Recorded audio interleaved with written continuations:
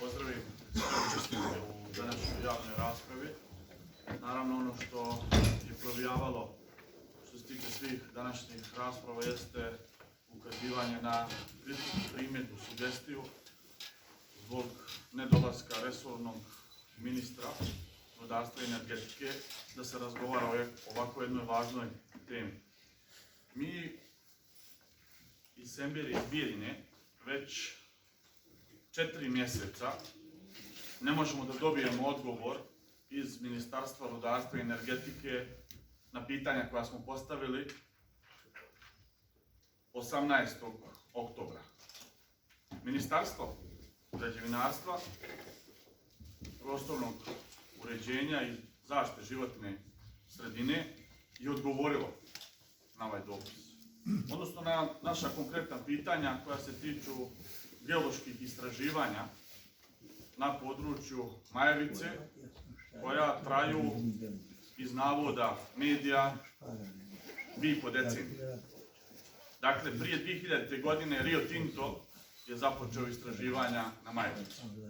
Pa imamo u međuvremenu, posle 2000. kreće još jedna kompanija i 2018. kreće kompanija Arcor, sa kojom ćemo se suočiti i na sudu.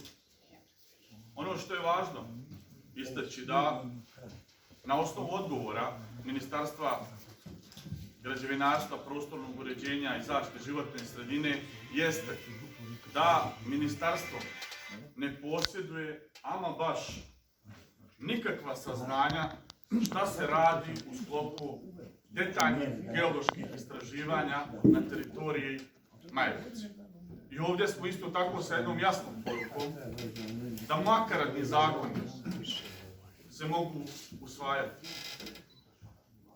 Ali i ovaj skup neka zna, kao što zna i narod Sembire i narod Majevice, branit ćemo ovo tijelima.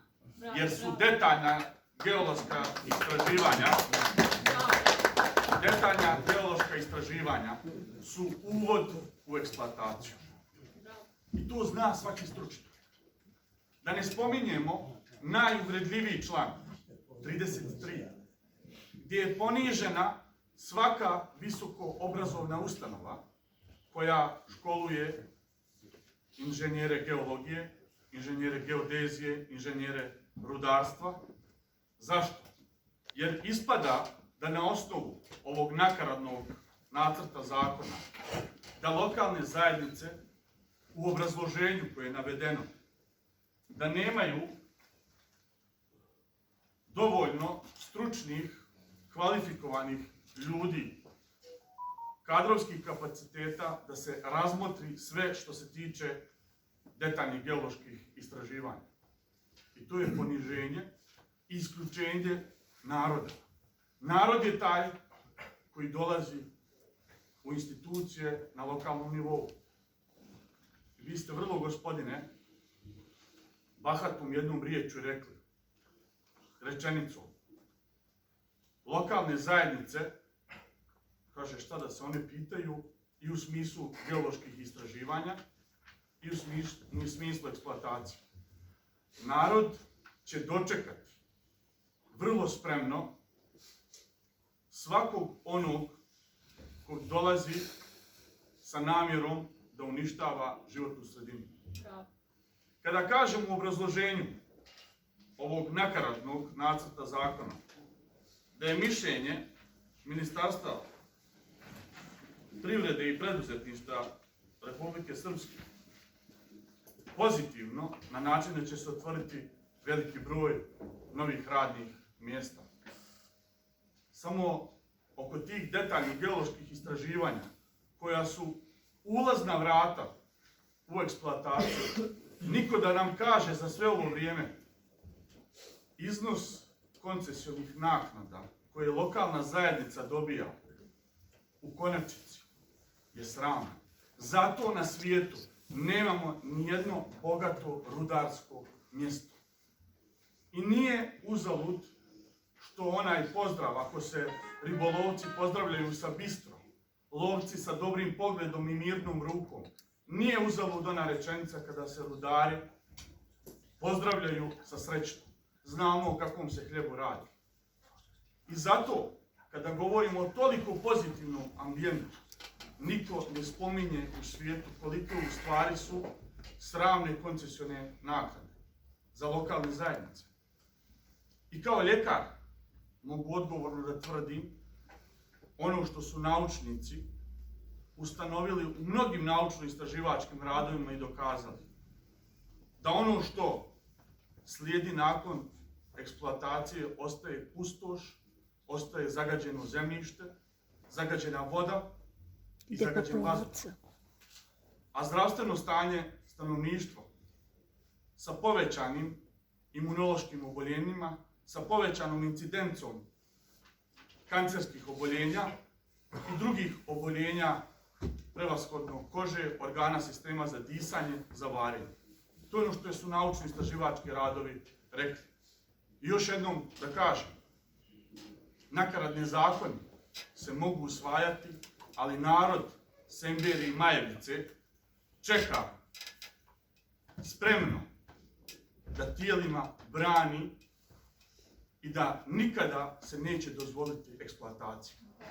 I nije slučajno što se u detaljnim geološkim istraživanjima litijum stavlja na 4. ili 5. mjesto. Zamislite, priča se o magneziju. A svaki biolog, hemičar, ljekar, farmaceut, znamo da zemaljska planeta ne uskudijeva sa magnezijom. I znamo da u obliku tableta, kapsula, magnezijum, sve ono što sadrži zelenu boju, klorofil, unutra vezuje magneziju i ne oskudijeva. Sva ova detaljna geološka istraživanja vrti se priča oko litijuma.